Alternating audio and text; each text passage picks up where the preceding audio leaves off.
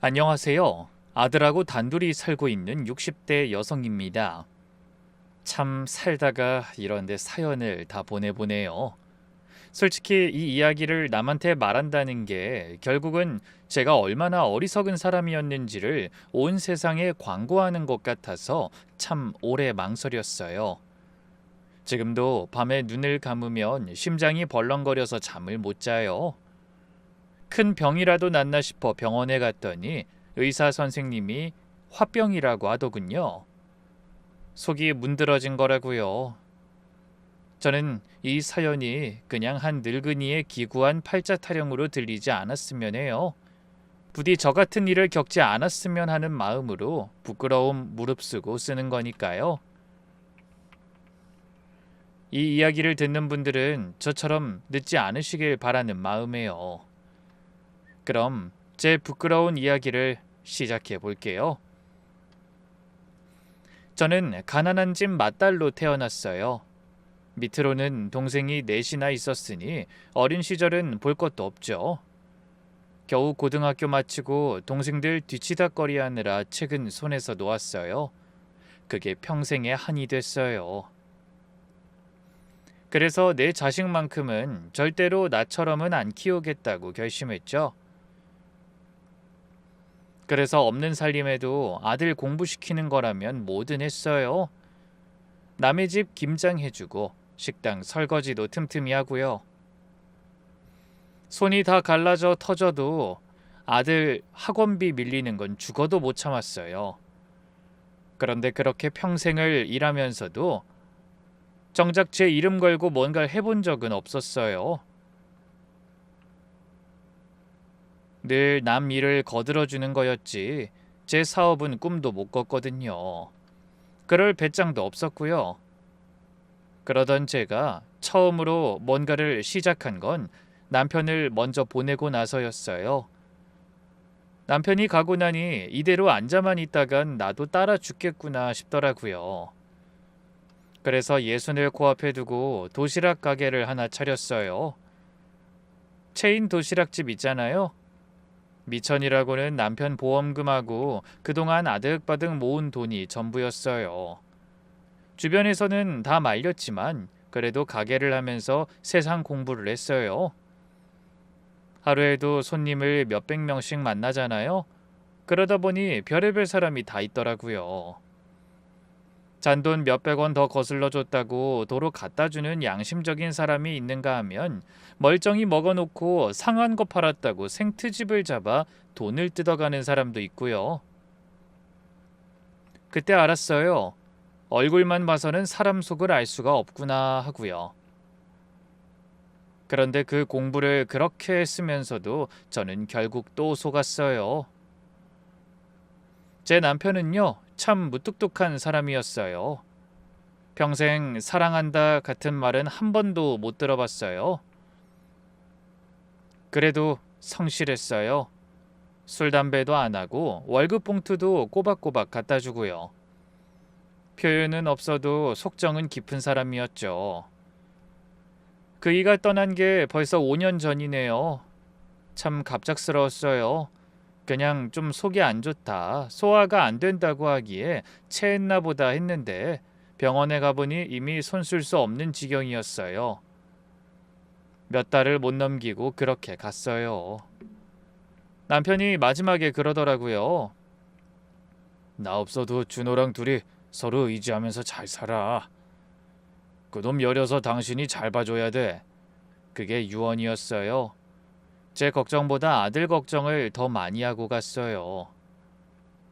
남편 말대로 우리 아들은 참 여렸어요. 아들인데 어쩜 그렇게 정이 많고 눈물이 많은지 어릴 때부터 그랬어요. 텔레비전에서 누가 우는 것만 봐도 따라서 울고 다친 비둘기만 봐도 발을 동동 굴렀어요. 한 번은 이런 일도 있었어요. 아들이 초등학교 2, 3학년쯤 됐을 때인데 비 오는 날 학교에서 돌아오는데 품에 뭘 꼭 안고 오는 거예요. 뭔가 봤더니 비 맞아 오들오들 떠는 강아지 새끼더라고요. 어디 골목에 버려져 있던 걸 데려온 거예요. 엄마, 빨리 이불 좀 줘.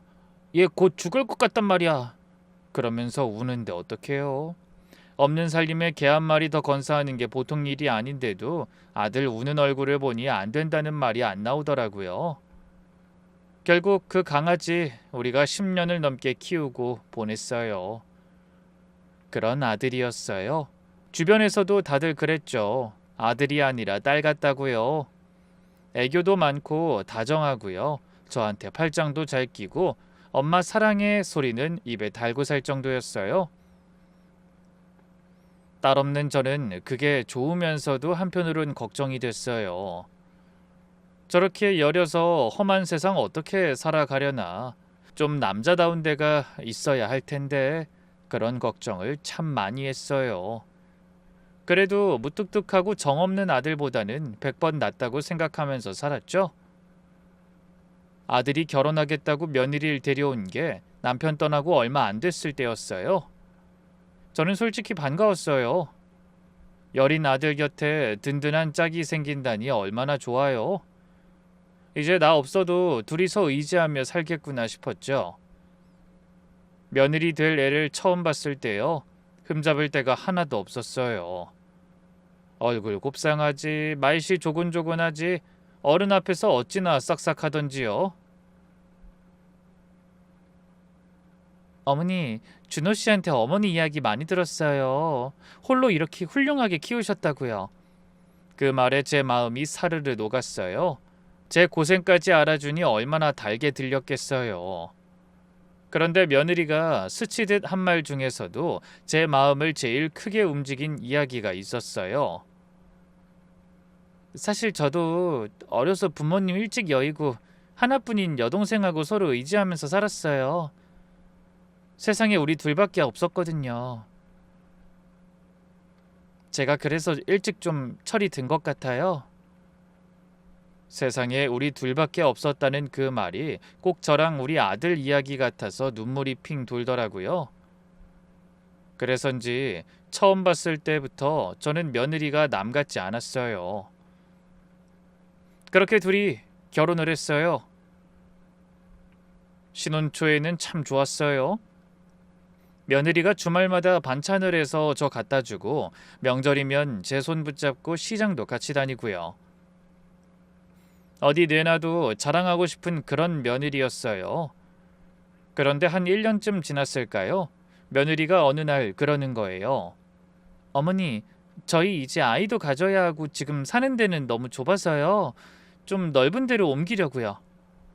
근데 이 근처는 너무 비싸서 좀 멀더라도 그쪽으로 가야 할 것 같아요. 아이를 갖겠다는데 제가 무슨 말을 하겠어요. 좋은 일이죠. 그런데 하필 옮긴다는 데가 차로 2시간은 좋게 걸리는 먼 곳이었어요. 서운한 마음이 슬며시 들었지만 앞날을 위한 일이니까 서운한 티는 안 냈어요. 그렇게 둘이 멀리 이사가고 나니까 자연스럽게 얼굴 보는 일이 뜸해졌어요. 예전 같으면 주말마다 오던 애들이 한 달에 한 번 보기도 힘들어졌어요. 그래도 이해했어요.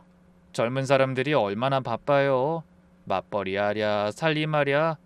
그런데 이상한 건 이사 가고 나서 몇 년이 지나도록 그렇게 바라던 아이 소식이 없는 거예요. 그런데 제가 궁금해도 그런 걸 대놓고 물어보는 성격이 못 돼요. 애 언제 가질 거냐, 그런 말이 얼마나 부담되는지 잘 아니까요. 그러다 한 번은 제가 아들한테 전화를 했는데 아들이 끊기 전에 이러는 거예요. 엄마, 옆에 지은이 있는데 잠깐 바꿔줄까? 며느리한테 전화기를 넘기려는 것 같았어요. 그런데 아들이 당황해서 어물어물하는 거예요.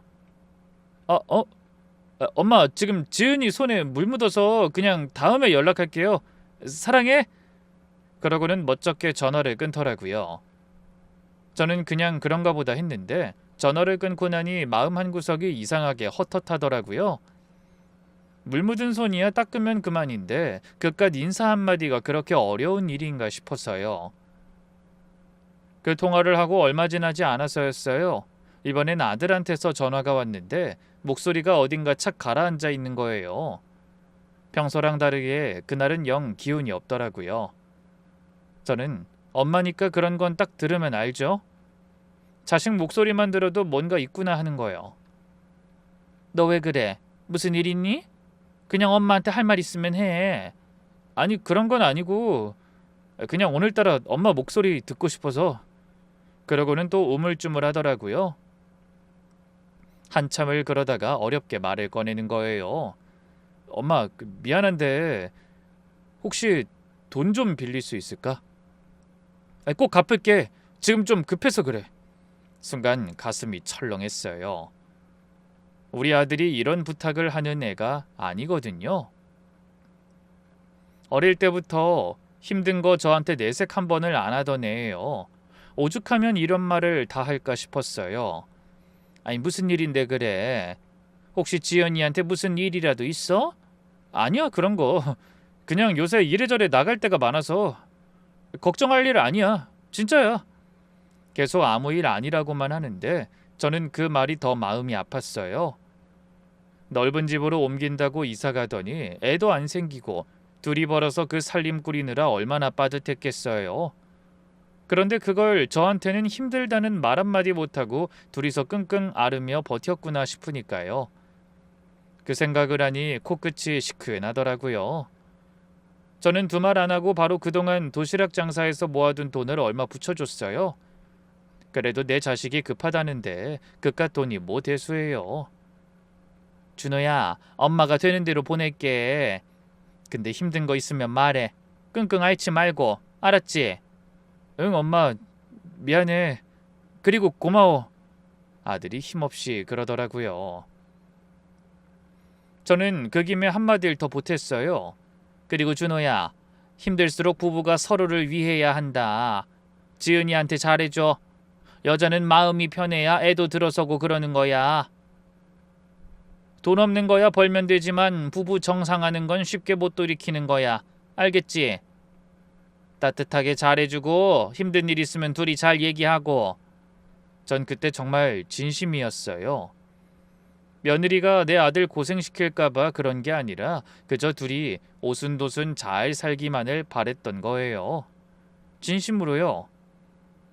그러던 어느 날 며느리한테서 오랜만에 전화가 왔어요.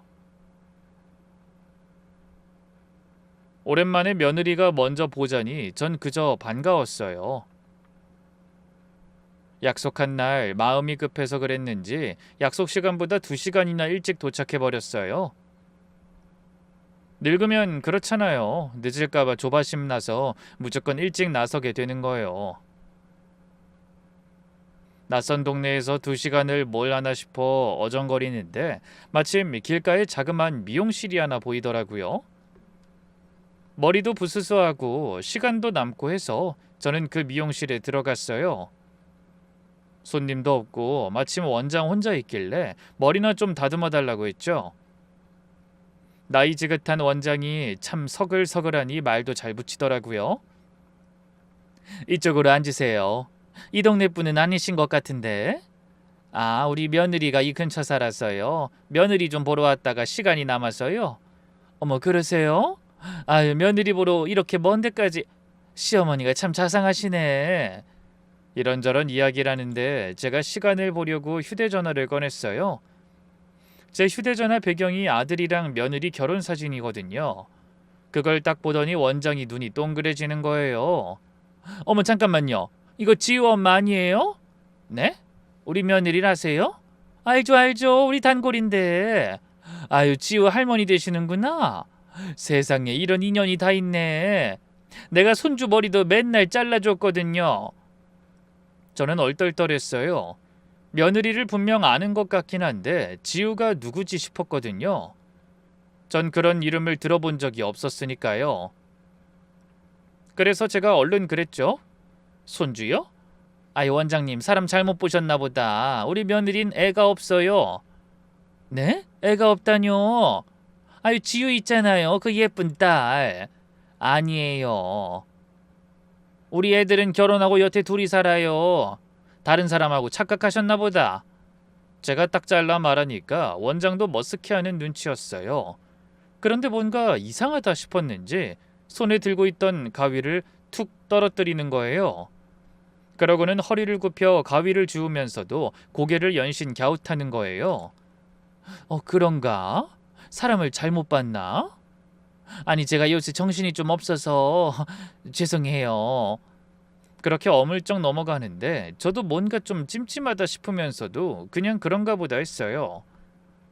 원장이 머리를 다듬어주면서 딴 이야기로 화제를 돌리길래 저도 마음을 놓으려던 참이었어요. 그런데 그때 미용실 문이 딸랑 열리면서 웬 아주머니가 들어오는 거예요. 원장하고 허물없이 인사하는 걸 보니 단골인 모양이더라고요. 그 아주머니가 자리에 앉으면서 원장하고 이런저런 동네 사람들 이야기를 주고받기 시작했어요. 저는 옆에서 무심코 듣고 있었죠. 그러다 그 아주머니가 이러는 거예요. 참 원장님, 저기 지우 엄마 요새 통 안 보이네. 애가 아프다더니 어디 병원 갔나? 글쎄 말이에요. 나도 요새 못 봤어요. 그 집 애가 워낙 아프다니까. 그 집도 참 딱해. 그 애 아빠가 저기 사거리 큰 회사 다니잖아. 벌이는 괜찮을 텐데. 전 그 말을 듣는 순간 온몸이 굳어버렸어요. 그 사거리 큰 회사요. 그게 우리 아들이 다니는 회사였거든요. 그 순간 저는 심장이 벌렁거려서 숨도 제대로 못 쉬겠더라고요. 그 사람 남편이 거기 다닌대요? 네네, 아주 착하고 정도 많다고. 저번에 지나가다가 봤는데 진짜 인상이 좋으시더라고. 착실하고 정도 많은 사람, 저 사거리 큰 회사, 그건 누가 봐도 우리 아들이었어요. 세상에 얼굴 닮은 사람이야 있을 수 있죠. 그런데 남편 회사까지 우리 아들이랑 똑같다뇨? 이건 착각이 아니었어요. 원장은 분명히 우리 며느리를 알고 있는 거예요. 전 그때부터 심장이 벌렁거리기 시작했어요. 하지만 여기서 제가 놀란 티를 내면 안 되겠다 싶었어요. 뭔가 더 알아내려면요. 원장이 잠깐 제 눈치를 보더니 아까 넘어간 이야기를 아주머니한테 다시 꺼냈어요. 그나저나 지호는 많이 좋아졌으려나? 그 어린 게 아프다니까 너무 안쓰러워. 전 이제 뭐가 뭔지 하나도 모르겠더라고요. 있지도 않은 손녀가 아프기까지 하다니요. 저기 그 집 애가 어디가 많이 아프대요? 저도 자세히는 몰라요. 그냥 큰 병이 있다고 그러더라고요. 그래서 얼마나 안쓰러웠는데. 그러다 원장이 뭔가 말을 하려다 말고 조심스럽게 이러는 거예요. 근데 참 이상한 게 그 예쁜 애를 올 때마다 머리를 그렇게 빡빡 밀어달라는 거 있죠. 그래도 여자인데 내가 아까워서 곱게 좀 기르지 왜 그러냐면 그냥 이게 편하다고 밀어달라고만 하고. 치료 때문인가? 나는 뭐 밀어주긴 하는데 참 볼 때마다 어찌나 아깝던지. 머리를 빡빡 민 아이라니. 저는 그 미용실에서 어떻게 남았는지도 몰라요. 다리가 후들거려서요. 며느리랑 만나기로 한 것도 다 있고 저는 그 자리에 한참을 멍하니 서 있었어요. 내가 모르는 손녀가 있다. 그것도 아프다는 손녀가. 이게 대체 무슨 소리인가 싶어서요. 그날 며느리를 만나서 무슨 이야기를 했는지 전 기억도 안 나요. 머릿속에서 온통 지우라는 낯선 이름뿐이었으니까요. 며느리 얼굴을 똑바로 보기가 무섭더라고요. 저 애가 지금 나한테 뭘 숨기고 있나 싶어서요. 그런데 그날 며느리를 만나서 더 이상한 낌새를 챘어요. 원래 이왕 그 먼 데까지 갔으니 애들 사는 집 구경도 하고 차 한 잔이라도 얻어 마시고 올 생각이었거든요. 그게 당연하잖아요. 그래서 차를 마시면서 넌지시 그랬어요. 얘야, 온 김에 너희 사는 것 좀 보고 가자. 전에 살던 데보다는 그래도 넓어? 그랬더니 며느리가 화들짝 놀라면서 손사래를 치는 거예요. 어머니, 집이 너무 엉망이라 보여드릴 수가 없어요. 안 그래도 어머니 오신다고 제가 근처에 진짜 맛있는 집을 하나 봐뒀거든요. 거기서 대접해드리고 싶어서요. 집은 다음에요. 깨끗하게 치워놓고 모실게요. 그러면서 저를 반쯤 떠밀다시피 해서 식당으로 데려가는 거예요. 그런데 밥이 목으로 넘어가는지 코로 넘어가는지 모르겠더라고요. 집이 엉망이라 못 보여준다는 게 말이 돼요? 또 멀리까지 온 시어머니를 그냥 밥만 먹여 돌려보내려는 게요. 꼭 저를 집에는 안 들이려고 작정한 사람 같았어요. 그래도 그날은 그냥 젊은 애가 어지러운 집 보이기 부끄러운가 보다 했어요. 그런데 이 미용실에서 들은 이야기까지 겹치니까 자꾸만 마음에 걸리는 거예요. 아니, 집에 뭘 숨겨놨길래 그렇게까지 나를 막았을까 하고요. 집에 돌아와서도 잠이 안 왔어요. 며칠을 끙끙 앓았어요. 이걸 아들한테 물어봐 마라 하면서요. 괜히 긁어 부스럼 만드는 건 아닐까, 잘못 들은 건 아닐까 싶기도 하고요. 그러다가 도저히 안 되겠어서 저는 예고도 없이 아들네 집을 찾아갔어요. 제 눈으로 직접 봐야 속이 시원할 것 같았거든요. 미리 연락하면 또 이런저런 핑계로 못 오게 할까봐 일부러 말도 없이 갔어요. 초인종을 누르니 며느리가 문을 여는데 절 보고 얼굴이 하얗게 질리더라고요. 그런데 그 순간 집안에서 웬 어린 여자애가 쪼르르 뛰어나오는 거예요. 누구 왔어? 엄마야? 전 그 자리에 얼어붙었어요. 정말로 애가 있었던 거예요. 6살쯤 돼 보이는 애가요. 머리도 원장 말대로 짧게 깎여 있었고요. 며느리가 기겁하면서 얼른 그 애를 뒤로 감추듯 막아서는 거예요. 그러고는 문을 반쯤 닫으면서 몸으로 절 가로막더라고요.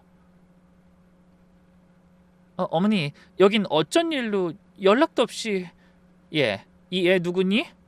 제가 떨리는 목소리로 물으니까 며느리 얼굴이 새파랗게 질렸어요.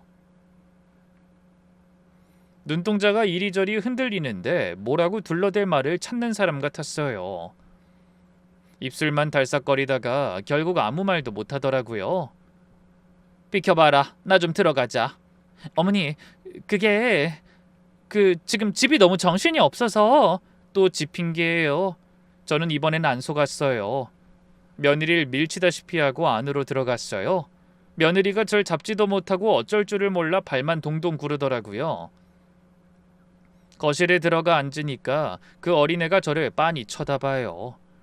며느린 그 애를 방으로 들여보내더니 제 앞에 앉는 걸 한참 망설였어요.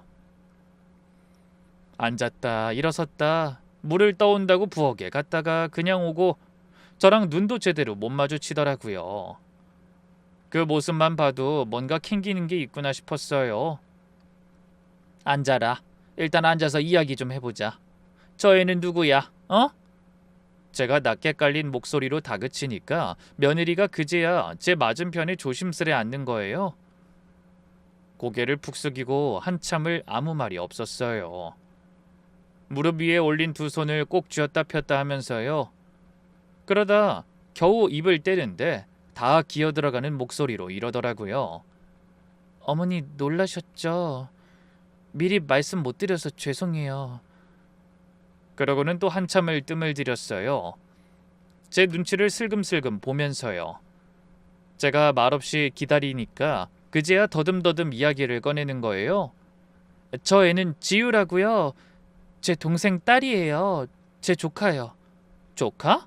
근데 왜 애가 여기 있어? 엄마가 안 키우고? 동생이... 말을 하다 말고 며느리가 울컥하는지 눈가가 붉어지더라고요. 손등으로 눈을 훔치면서 겨우겨우 말을 이어갔어요.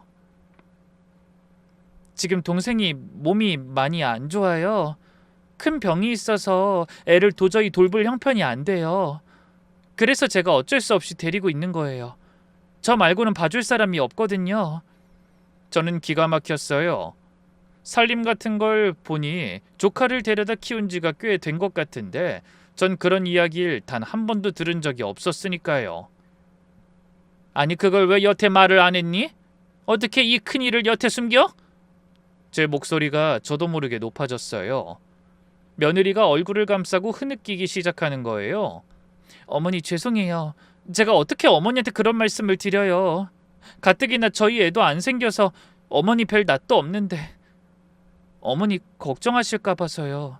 그게 제일 컸어요. 그리고 조카 때문에 저희 애 갖는 것도 자꾸 미뤄지고 그게 다 제 탓 같고 그래서 준호 씨한테도 어머니한테 말하지 말자고 제가 그랬어요. 어머니 마음 아프게 하기 싫어서. 그러면서 며느리가 제 앞에 무릎을 꿇다시피 하는 거예요.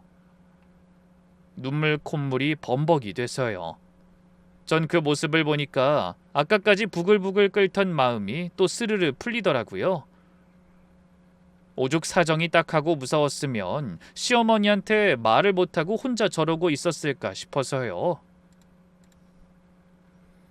저는 며느리 등을 토닥토닥 해줬어요. 그래, 뭐 얼마나 힘들었니? 진작 말하지 그랬어. 그런 걸 혼자 짊어지고. 저 애가 무슨 죄가 있다고. 갈 데 없는 핏줄인데 네가 거두는 게 100번 옳지. 잘했다. 울지 마라, 응? 그러니까 며느리가 더 서럽게 우는 거예요. 저도 그 모습에 같이 눈물이 다 났어요. 그런데 그렇게 며느리를 달래주면서도 제 눈은 자꾸만 그 애한테 가더라고요. 방문 틈으로 빼꼼 내다보는 그 지우라는 애한테요. 가만히 보고 있자니 마음 한구석에서 뭔가가 자꾸 걸리는 거예요. 제 눈에는 그 애가 아픈 애 같지가 않은 거예요. 얼굴에 병색이라고는 하나도 없고 두 볼이 발그레하니 통통한데, 나중에 제가 과일을 좀 깎아줬더니 두 볼이 미어터지게 먹으면서 까르르 웃는데 아픈 애 모습이 아니었어요. 그런데 제일 걸리는 건 그 머리였어요. 여자의 머리를 왜 저렇게 빡빡 밀어놨나 싶어서요. 저는 아무것도 모르는 척 슬쩍 며느리한테 물어봤어요. 근데 얘, 애 머리를 왜 이렇게 짧게 깎았어? 여자애 아니니? 그랬더니 며느리가 잠깐 멈칫하더니 슬픈 눈망울로 이러는 거예요. 아, 그게요. 동생이 아프잖아요. 그러다 보니 머리가 다 빠지고 그래서 애가 자기 엄마 불쌍하다고 엄마랑 똑같이 해달라고 하도 떼를 써서요. 어쩔 수 없이 밀어준 거예요. 그 말을 듣는 순간 전 속으로 고개를 갸웃했어요. 분명히 미용실 원장은 애가 아프다고 그랬잖아요. 어느 게 진짠지 알 수가 없었어요. 저는 한 번 더 슬쩍 떠봤어요. 그래? 난 애가 아픈 줄 알았지 뭐냐. 그럼 애는 건강한 거지? 제가 그렇게 묻자 며느리가 고개를 끄덕이더라고요. 들어보면 말은 다 그럴듯한데 하나하나 뜯어보면 아귀가 안 맞았어요. 그 뒤로 저는 며칠을 고민했어요. 아무래도 마음이 놓이질 않아서 아들한테 전화부터 걸어봤어요. 며느리 없이 아들 혼자 있을 만한 시간을 골라서요. 이런저런 안부를 묻다가 전 최대한 아무렇지 않은 척 물었어요. 준호야, 그 사돈 처녀가 많이 아프다며? 그래서 애를 너희가 데리고 있는 거라면서. 그러니까 아들이 한숨을 푹 쉬면서 그러는 거예요. 그 처제가 많이 안 좋대. 그 병원비도 많이 들고 애까지 볼 형편이 안 되니까 하나뿐인 동생인데 어떻게 모른 척하냐고. 애라도 우리가 맞자고 해서 나도 그게 맞다 싶더라고. 뭐 식구라곤 동생 하나뿐인데 우리가 도와야지 어떡해. 아들 목소리에 안쓰러움이 뚝뚝 묻어나더라고요. 아들도 아무것도 모르는 눈치더라고요. 그래서 엄마, 저번에 엄마한테 돈 빌린 거 있잖아. 그것도 사실은 처제 병원비 때문에. 엄마한텐 사정까지 말하기가 그래서 그냥 급하다고만 했어. 미안해 엄마. 전 그 말을 듣는데 눈앞이 아찔했어요. 그 돈이 결국 그리로 갔구나 싶으면서도 아들도 모르는 걸 보니 억장이 무너졌어요. 저는 차마 아들한테 사실대로 말을 못했어요. 확실한 증거도 없이 섣불리 말했다간 제 말을 믿긴커녕 며느리 편을 들게 뻔했으니까요. 그래, 잘했다. 식구끼리 돕는 게 당연하지. 전 그렇게 전화를 끊고 한참 멍하니 앉아 있었어요. 그러다 며느리한테 전화를 걸었어요. 한 가지 꾀를 냈죠. 어떻게 하면 그 집 사정을 제대로 알 수 있을까 하다가 아예 며느리 집에서 하룻밤을 자고 오는 거예요. 잠깐 다녀가는 걸로는 아무것도 알 수가 없으니까요. 예, 그 다름이 아니라 내가 요새 혼자 있으니까 밤에 적적하고 무섭고 그래서 너희 집에서 하룻밤 자고 오면 안 될까? 애도 내가 좀 봐주면 너도 편할 거 아니냐. 며느리가 잠깐 말이 없더라고요. 아마 속으로는 무척 당황했을 거예요. 그래도 대놓고 안 된다고는 못하잖아요. 그래도 시어머니가 집까지 가서 하룻밤 자고 가겠다는데요. 아, 네, 어머니. 그럼요, 왔다 가세요. 목소리에 영 내키지 않는 티가 났지만 전 모른 척했어요. 그렇게 저는 아들네 집에서 하룻밤을 묵게 됐어요.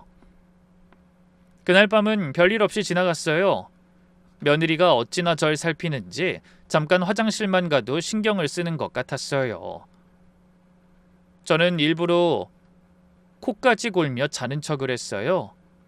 그리고 다음 날 아침 며느리가 애를 유치원에 데려다 줘야 한다면서 나가더라고요.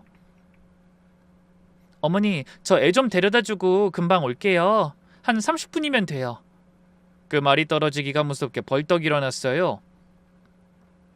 저한테 주어진 시간은 딱 30분이었어요. 제가 이 나이에 자식 집에서 남의 물건을 뒤지게 될 줄은 정말 몰랐어요. 막상 움직이니 손이 다 떨리더라고요. 이게 무슨 짓인가 싶고 부끄럽고요. 그런데 이상한 느낌을 도저히 떨칠 수가 없었어요. 뭔가 있다. 분명히 뭔가 있다 하는 느낌이요. 저는 안방부터 뒤졌어요.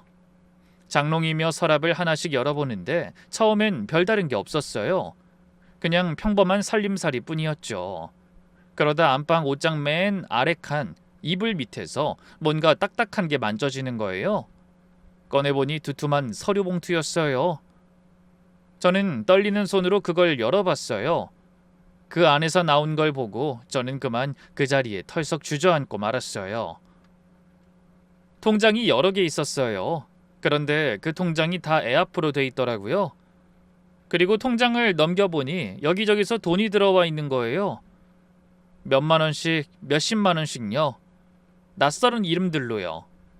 그리고 봉투 안에는 종이 몇 장이 더 있었어요. 어디서 뽑은 건지 인터넷에 올린 글 같은 걸 종이에 인쇄해 둔 거였어요. 그걸 읽어 내려가는데 제 눈을 의심했어요. 태어날 때부터 큰 병을 안고 나온 우리 지우. 하루하루가 기적입니다. 부디 우리 아이가 조금만 더 살 수 있게 따뜻한 손길을 보태주세요. 이런 내용들이었어요.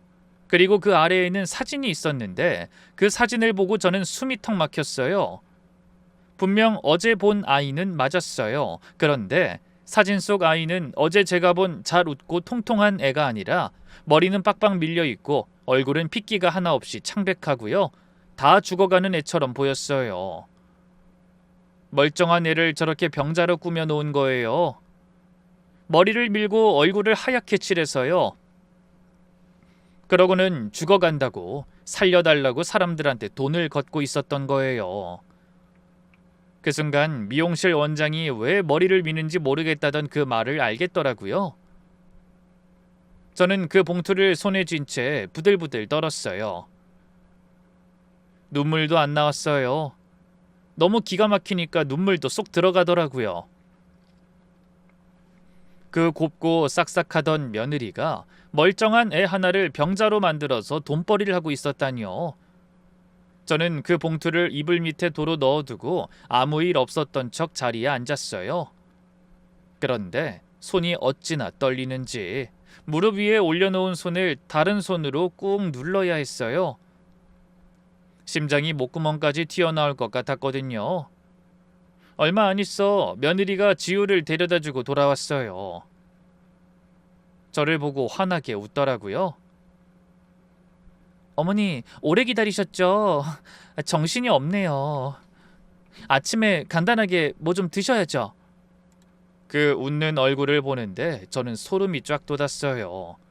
방금까지 제가 본 그 사진들, 아픈 애로 꾸며놓은 애 사진, 죽어간다고 돈을 걷는 그 글들, 그걸 다 저지른 사람이 이렇게 아무렇지 않게 웃고 있다는 게요. 저는 억지로 입꼬리를 끌어올리며 웃었어요. 아니다. 아침은 무슨. 난 그냥 이따 집에 가서 먹으마. 전 그날 하루를 더 그 집에 눌러앉아 있었어요. 무슨 수를 써서라도 애 입으로 뭔가를 들어봐야겠다 싶었거든요. 그런데 애가 유치원에 가 있으니 종일 기회가 없더라고요. 저는 애가 돌아오기만을 기다렸어요. 오후 늦게 유치원차가 지우를 내려주고 갔어요. 며느리가 애를 데리고 들어오는데 전 그 틈을 놓치지 않았어요. 얘, 너 종일 애 치닥거리에 나까지 챙기느라 얼마나 힘들어. 너 잠깐 가서 바람도 쐬고 볼 일 있으면 보고 와라. 애는 내가 봐주마. 오랜만에 네 시간도 있어야지. 어여 갔다 와. 제가 하도 자연스럽게 그러니까 며느리도 별 의심을 안 하더라고요. 며느리가 처음엔 사양하는 척 하더니 제가 몇 번을 더 등을 떠미니까 못 이기는 척 그러는 거예요. 그럼 저 장볼 것도 좀 있는데 잠깐만 다녀올게요. 지우 잘 좀 부탁드려요. 그러고는 며느리가 홀가분한 얼굴로 나가더라고요. 아마 자기 딴엔 서랍 속 그 봉투를 제가 봤을 거라고는 꿈에도 생각 못했겠죠? 그저 애랑 오순도순 놀아주는 줄로만 알았을 거예요. 며느리가 나가고 문 닫히는 소리가 나자마자 저는 지우를 슬쩍 제 옆으로 불렀어요. 애하고 놀아주는 척하면서 뭐라도 하나 알아내야겠다 싶었거든요. 지우야, 이리 와서 할머니랑 놀자. 우리 지우 몇 살이야? 5살. 애가 손가락 5개를 쫙 펴 보이면서 자랑하듯 그러는 거예요. 그게 어찌나 귀여운지. 이 어린 게 무슨 죄가 있나 싶어서 또 마음이 아렸어요. 저는 머리를 쓰다듬으면서 물었어요. 똑똑하네 지우. 근데 지우 엄마 있잖아. 엄마 많이 아파? 그랬더니 애가 고개를 갸웃하는 거예요. 무슨 소린지 도통 모르겠다는 얼굴로요. 우리 엄마 안 아픈데? 엄마 안 아파? 엄마 병원에 있다던데. 지유 엄마 지금 병원에 가 있잖아. 제가 그렇게 떠보니까 애가 눈을 동그랗게 뜨고는 아주 또박또박 그러는 거예요. 아닌데. 우리 엄마 병원에 없는데. 엄마하고 이모랑 저번에 피자도 먹었는데. 엄청 맛있는 피자였는데 엄마가 사줬어. 이따만한 피자. 그리고 우리 엄마 주말에 온다 그랬어요. 큰 병 걸려 다 죽어간다는 사람이랑 피자를 먹었다고요? 저는 머릿속이 하얘졌어요. 애가 아프다는 것도 거짓말, 이제 보니 동생이 아프다는 것까지도 거짓말인 거예요. 애 입에서 나오는 말은 하나같이 며느리가 저한테 한 말이랑 정반대였어요. 애들은 거짓말을 할 줄 몰라요. 5살짜리가 뭘 알아서 거짓말을 하겠어요? 그러니까 애 말이 진짜인 거죠. 저는 애 손에 꼬깃꼬깃한 용돈을 쥐어줬어요. 사실 애 웃는 얼굴을 차마 못 보겠더라고요. 이 애가 영문도 모르고 머리까지 밀고 죽어가는 노릇을 했을 걸 생각하니까요. 전 그날 며느리한테 인사하는 둥 마는 둥 하고 그 집을 나왔어요. 집으로 돌아오는 내내 다리가 후들거렸어요. 버스를 탔는데 어디서 내려야 하는지도 잊어버려서 한참을 지나쳐서 엉뚱한 데서 내렸어요. 집에 와서는 며칠을 알아누웠어요. 밥도 안 넘어가고 잠도 안 오고 눈만 감으면 사진이 떠올라서 벌떡벌떡 일어나길 몇 번을 했는지 몰라요.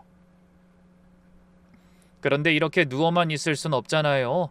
이게 대체 어디서부터 어디까지가 거짓말인지를 파헤쳐야겠다 하고요. 그날부터 저는 며느리가 무심코 흘렸던 말들을 하나하나 되짚기 시작했어요. 처음 인사 왔을 때 했던 말부터 결혼하고 지나가듯 했던 이야기들, 동생 이야기부터 친정 이야기까지 그 조각들을 싹싹 모아서 사돈처녀를 찾아 나서기로 마음먹었어요. 사돈처녀를 찾는 건 생각보다 쉽지 않았어요. 저는 그 사람 이름도 제대로 몰랐으니까요. 그저 며느리가 예전에 지나가듯 흘렸던 말들, 어느 동네에서 자랐다더라, 동생이 무슨 일을 한다더라 하는 것뿐이었죠. 그래도 저는 포기 안 했어요. 아들 결혼식 때 왔던 며느리 쪽 사람들을 수소문하고 며느리가 예전에 살았다던 동네까지 물어물어 찾아갔어요. 그렇게 며칠을 헤맨 끝에 마침내 사돈처녀하고 전화가 닿았어요. 처음 목소리를 들었을 때 저는 심장이 벌렁거려서 말도 제대로 못했어요. 저기 실례지만 혹시 지우 엄마 되세요? 제가 그렇게 물으니까 저쪽에서 잠깐 말이 없다가 그러는 거예요. 네? 지우요? 지우 저희에 맞는데 누구세요? 전 그 목소리를 듣고 다리에 힘이 쭉 풀렸어요. 목소리가 어찌나 정정하고 씩씩한지요. 어디가 아픈 사람 목소리가 아니었어요. 다 죽어간다는 사람 목소리가요. 저는 떨리는 목소리로 제가 누군지를 밝혔어요. 시어머니 되는 사람이라고요. 그러니까 저쪽에서 오히려 더 깜짝 놀라더라고요. 아, 언니 시어머니요? 사돈어른이 저한테 무슨 일로... 내가 하나만 물어봅시다. 혹시 지금 많이 아파요? 어디 큰 병이 있는 거예요? 제가 그렇게 물으니까 어이가 없다는 듯이 되묻는 거예요. 네? 제가요? 아니요, 저 아픈데 하나도 없어요. 누가 그런 소리래요? 전 그 자리에 주저앉을 뻔했어요. 역시나였어요. 병든 동생도 시한부 조카도 다 새빨간 거짓말이었던 거예요. 처음부터 끝까지 하나부터 열까지 다 지어낸 이야기였어요. 그런데 이야기를 나누다 보니 기가 막힌 사실이 하나둘 드러나기 시작했어요. 알고 보니 사돈 처녀는 애를 언니한테 빼앗기다시피 보낸 거였어요. 저기 사돈어른, 제가 애를 안 보내려고 얼마나 버텼는데요. 그런데 언니가... 동생이 말끝을 흐리면서 흐느끼는 거예요. 사연인 즉슨 이랬어요. 사돈처녀 형편이 어려웠대요. 사돈처녀 남편이 사업을 하다 크게 망해서 빚이 산더미처럼 쌓였다는 거예요. 그 딱한 사정을 다 아는 며느리가 그걸 빌미로 파고들었던 거죠. 언니가 그랬어요. 빚 갚아줄 테니까 애를 자기한테 잠깐만 맡기라고. 애 데리고 있으면서 형편 필 때까지 봐주겠다고요. 전 정말 그런 줄로만 알았어요. 언니가 우리 사정 딱해서 그러는 줄 알고 눈물이 다 났다니까요. 세상에 언니밖에 없다고 얼마나 고마워했는데요. 그런데 애를 데려가고 나서부터 며느리가 싹 변했다는 거예요. 애를 보러 오겠다고 해도 이런저런 핑계로 못 오게 하고 전화도 잘 안 받고요. 어쩌다 애랑 통화가 돼도 옆에서 언니가 감시하듯 붙어있는 게 느껴졌대요. 근데 애 목소리가 이상한 거예요. 기가 다 죽어서. 그래서 제가 애를 다시 데려오겠다고 했더니 언니가 그러더라고요. 그동안 애 키운 돈, 빚 갚아준 돈 다 내놓으라고. 그 돈 안 주면 애 못 데려간다고요. 전 그 돈이 어딨어요. 그래서 발만 동동 구르고 있었어요. 저는 그 이야기를 들으면서 온몸이 부들부들 떨렸어요. 이게 사람이 할 짓이에요? 딱한 동생 등쳐서 애를 뺏어다가 그 애를 아픈 애로 꾸며서 돈벌이를 하고요. 그런데 그 순간 제 머릿속에 번쩍 스치는 게 있었어요. 바로 그 돈이었어요. 얼마 전에 우리 아들이 저한테 어렵게 빌려갔던 그 돈이요. 이제 보니 그 돈도 다 며느리한테 갖다 바친 거예요. 아니, 어쩌면 빚 갚아준다고 동생을 올가매는데 썼을 거예요. 그러니까 제 손으로 그 못된 짓에 돈을 보탠 셈이었던 거예요. 아무것도 모르고요. 저는 전화기 든 손을 덜덜 떨었어요. 그러다 제가 그랬어요. 내가 다 바로 잡을 테니까 조금만 기다려요. 지우도 엄마 품으로 돌려보낼게요. 그러고는 제가 부탁을 하나 했어요. 절대 며느리한텐 아무 내색도 하지 말아달라고요. 그런데 전화를 끊기 전에 애걱정이 한참을 울먹대던 사돈처녀가 그러더라고요. 사돈어른, 혹시 우리 지우 요새 어떻게 지내는지 사진 좀... 그 말에 저는 또 가슴이 미어졌어요. 제 자식 사진 한 장을 못 가진 어머니라뇨. 저는 얼마 전에 제 휴대전화로 몰래 찍어둔 지우 사진을 동생한테 보냈어요. 머리가 빡빡 깎인 그 사진요. 사진을 보내고 조금 있으니 다시 전화가 와서 사돈처녀가 오열을 하더라고요. 이게 우리 지우예요? 우리 애 머리가 왜 이래요? 아니, 왜 이렇게 됐어요? 저는 그 울음소리를 들으면서 마음속으로 단단히 결심했어요. 며느리의 참한 그 얼굴, 내 손으로 그 가면을 다 벗겨서 만천하에 드러내고야 말겠다고요. 그때부터 저는 며칠을 준비했어요. 무작정 며느리한테 달려들었다간 그 여우 같은 것이 또 눈물 콧물 짜면서 빠져나갈 게 뻔했으니까요. 저는 이번엔 확실한 증거를 쥐고 가야겠다고 마음먹었어요. 그래서 저는 다시 한번 아들 집에 갔어요. 며느리가 잠깐 자리를 비운 사이 이불 밑 그 봉투를 꺼내서 휴대전화로 하나하나 다 찍어뒀어요. 통장 내역이며 아픈 애로 꾸민 사진이며 죽어간다고 돈 걷는 그 후원 글까지 전부요. 손이 떨려서 사진이 몇 장이나 흔들렸는지 몰라요. 그래도 이를 악물고 다 찍었어요. 그러고 나서 저는 며느리를 조용한 데로 불러냈어요. 아들 없는 데서 단둘이 이야기를 좀 하자고요. 며느리는 아무것도 모르고 나왔어요. 여전히 그 살가운 얼굴로요. 어머니, 무슨 일로 부르셨어요? 혹시 어디 편찮으세요? 그렇게 걱정하는 척하는데 그 얼굴을 보니까 속에서 천불이 났어요. 그래도 꾹 참고 조용히 물었어요. 얘야, 내가 하나만 물어보자. 지유, 그 애 진짜 아프니? 그러니까 며느리가 잠깐 멈칫하더니 또 그 슬픈 표정을 짓는 거예요. 어머니도 참... 지우는 안 아파요. 아픈 건 제 동생이라고 말씀드렸잖아요. 왜 자꾸... 그래, 동생이 아파? 큰 병? 무슨 병? 그러고 보니 어디가 아픈 줄도 모르네. 아니, 그런 건 갑자기 왜... 지금 제가 그것 때문에 얼마나 마음이...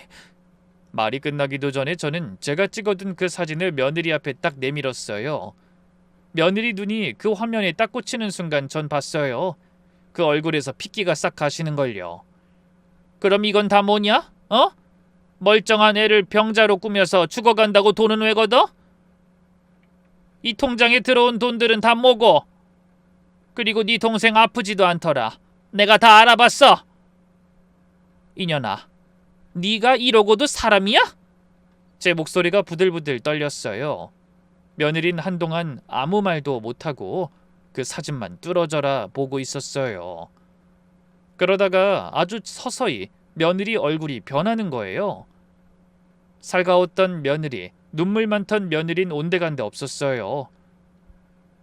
며느리가 천천히 고개를 들더니 절 똑바로 쳐다보는데 그 눈빛이 어찌나 차갑고 섬뜩한지 등골이 다 오싹했어요. 그러더니 픽 하고 웃는 거예요. 그래서요? 어머니 이제 뭐 어쩌시게요? 뭐 저한테 협박이라도 하시게요? 저는 제 귀를 의심했어요. 뭐? 이거 다 알아내셨으니까 이제 어쩌실 거냐고요. 뭐 준호 씨한테 이르시게요? 아휴, 그러세요. 근데 준호 씨가 어머니 말을 믿을까요? 제 말을 믿을까요? 준호 씨요, 저 없으면 못 사는 사람이에요. 저희가 왜 이렇게 멀리 이사 왔는지 아세요? 제가 어머니 흉을 좀 봤거든요. 자꾸 어머니가 이상한 소리 하면서 결혼 생활을 흔든다고요. 그래서 준호 씨가 어머니랑 멀리 떨어져서 지내자고 하더라고요. 그런데 어머니 말을 믿겠어요? 저는 기가 막혀서 말이 안 나왔어요. 그 곱던 얼굴 뒤에 이런 게 숨어 있었다뇨. 너 처음부터 다 계획하고 우리 아들한테 접근한 거지? 제가 그렇게 다그치니까 며느리가 팔짱을 딱 끼고는 아주 태연하게 그러는 거예요. 계획이라뇨. 어머닌 참 말을 어떻게 그렇게 하세요? 전 그냥 준호 씨가 마음이 여려서 좋았을 뿐이에요. 딱한 이야기 하나 해주면 껌뻑 넘어가는 그 여린 마음요. 어머니가 그렇게 키우셨잖아요. 정 많고 눈물 많게. 전 그거 아주 잘 써먹었죠. 고맙게도. 제 아들의 그 여린 마음을요. 제가 무뚝뚝한 것보단 낫다고 위안 삼았던 그 다정함을요. 며느리가 그걸 노리고 교묘하게 이용해서 우리 아들을 통째로 삼킨 거예요. 매달 준호 씨가 치료비니 보험이니 하는 그 돈요. 그거 다 어디로 가는지 아세요? 다 제 통장으로 들어와요. 준호 씨는 착해서 한 번을 안 물어봐요. 제가 쓴다니까요. 어머니가 빌려주신 그 돈도 아주 잘 썼어요. 그 말을 듣는 순간 눈앞이 캄캄해졌어요.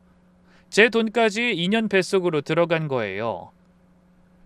저는 부들부들 떨면서 그 자리에 서 있었어요. 당장이라도 멱살을 잡고 싶었지만 꾹 참았어요.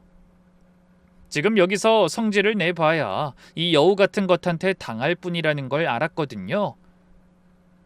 저는 이를 악물고 속으로 다짐했어요. 그래, 네가 우리 아들이 네 말만 믿는다고 큰 소리 쳤겠다. 그럼 내가 우리 아들 눈앞에서 발뺌 못할 증거를 다 들이대주마. 누가 이기나 보자. 전 그날부터 하나하나 준비를 했어요.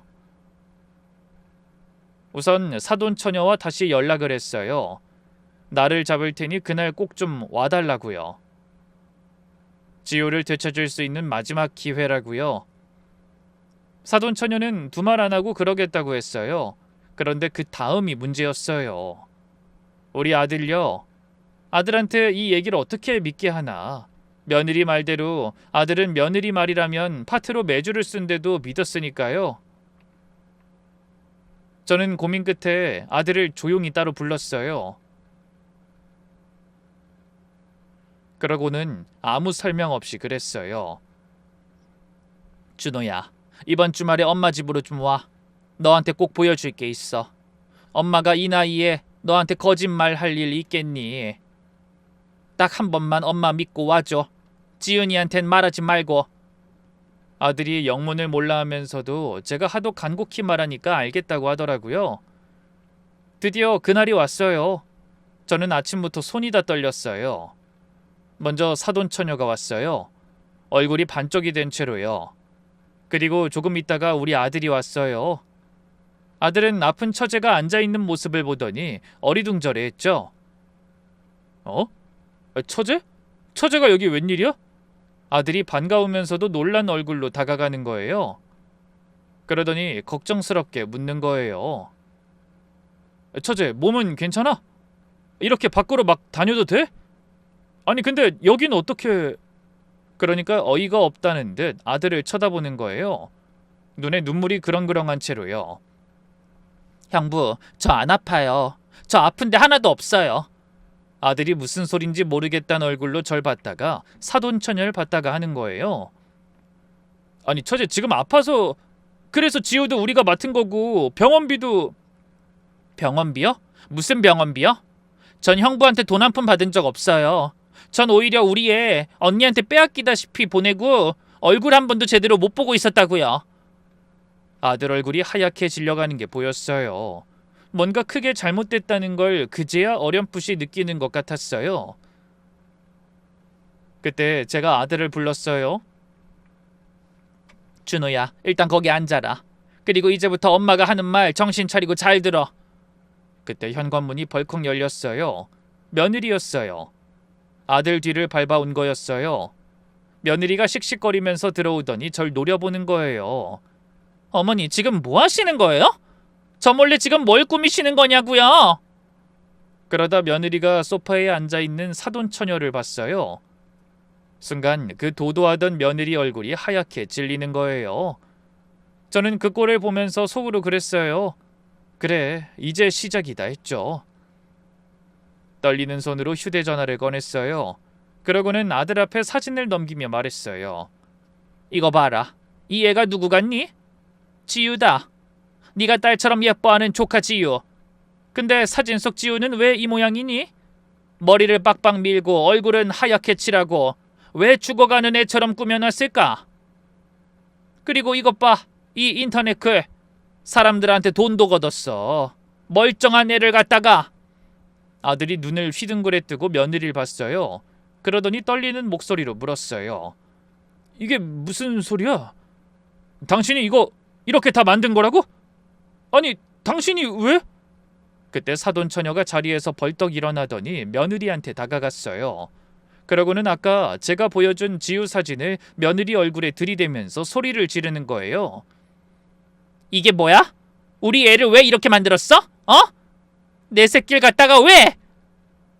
언니가 사람이야? 이성을 잃고 며느리 멱살을 잡고 흔드는데 며느리가 뒤로 휘청했어요.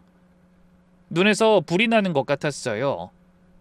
자식을 그렇게 이용하고 그런 꼴이 된 걸 본 엄마가 어떻게 가만히 있겠어요. 그래, 언니 말 믿고 애 보냈어.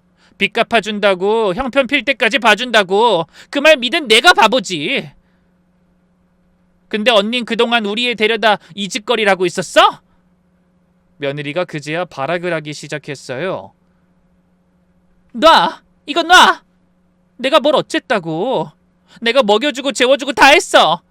네가 빚더미에 앉아서 애 굶겨 죽이게 생겼을 때 내가 데려다 키웠잖아. 근데 이제 와서 무슨 낯짝으로 굶겨 죽이게 생겼다고? 미안한 척하지 마. 다 언니 뱃속 채우려고 그런 거잖아.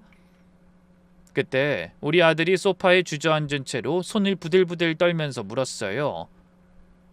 여보, 그럼 처음부터 다 거짓말이었어?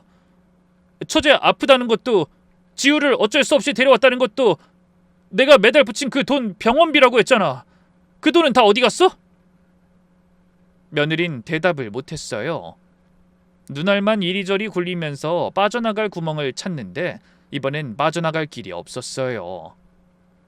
멀쩡한 동생이 눈앞에 있고 증거까지 제 두 눈으로 봤으니까요. 그때 며느리가 마지막 발악으로 저한테 삿대질을 하면서 소리를 질렀어요. 몰라. 그래서 뭐? 당신들이 나한테 어쩔 건데? 증거? 그게 무슨 증거가 돼? 나 안 잡혀가. 저는 그 여자를 똑바로 쳐다보면서 또박또박 그랬어요. 목소리가 하나도 안 떨리더라고요. 두고 보자. 멀쩡한 애 아픈 애로 꾸며서 후원받은 거 다 사기야. 네가 그 돈 받으려고 여기저기 서류 꾸민 거 그것도 죄고.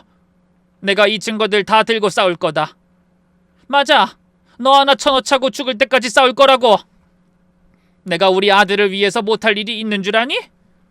그 말에 며느리 얼굴이 사색이 됐어요. 그제야 빠져나갈 수 없는 일이라는 걸 안 거죠. 그런데 바로 그때 여태 주저앉아서 머리를 감싸주고만 있던 아들이 천천히 자리에서 일어나는 거예요. 얼굴은 눈물 범벅인데 눈빛만은 제가 여태 한 번도 본 적 없는 눈빛이었어요. 그 여리고 순하기만 하던 아들이 며느리를 똑바로 쳐다보면서 그러는 거예요. 난 당신이 하는 말이면 다 믿었어. 없는 살림에 우리 엄마한테 손까지 벌려가면서. 근데 지금 내가 제일 못 참겠는 게 뭔 줄 알아? 당신이 나 속인 거? 아니, 우리 엄마야. 당신 내가 엄마 말 못 믿게 만들어 놓은 거, 넌 우리 엄마를 미친 사람으로 만들고 있었어. 그러더니 아들이 절 돌아보는데 눈에서 눈물이 뚝뚝 떨어지더라고요. 엄마, 미안해.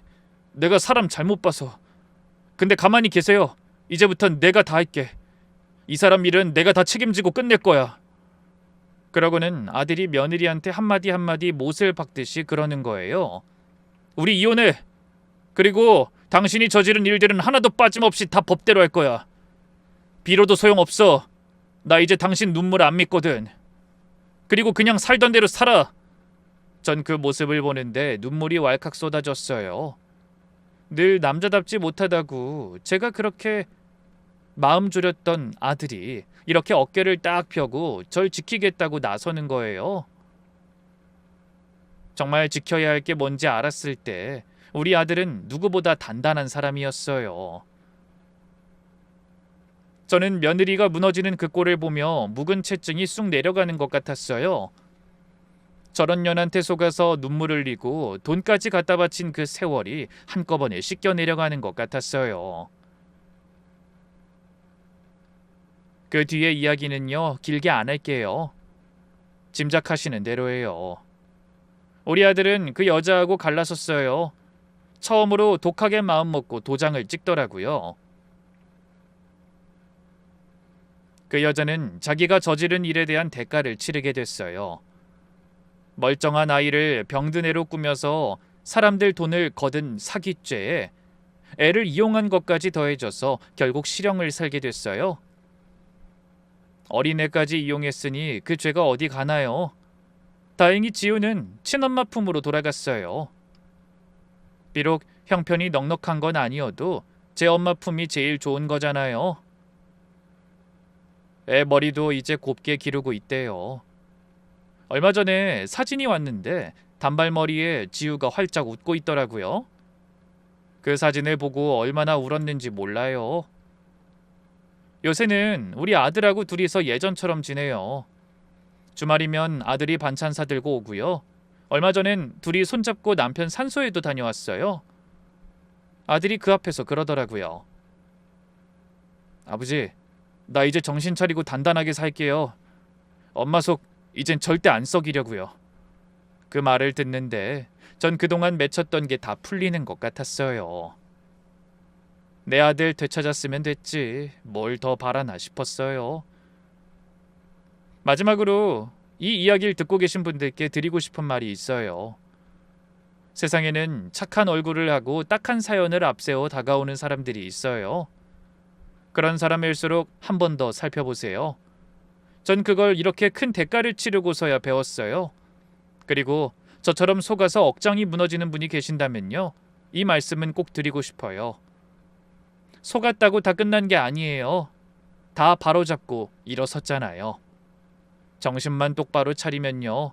아무리 교묘한 거짓말도 언젠가는 다 들통이 나요.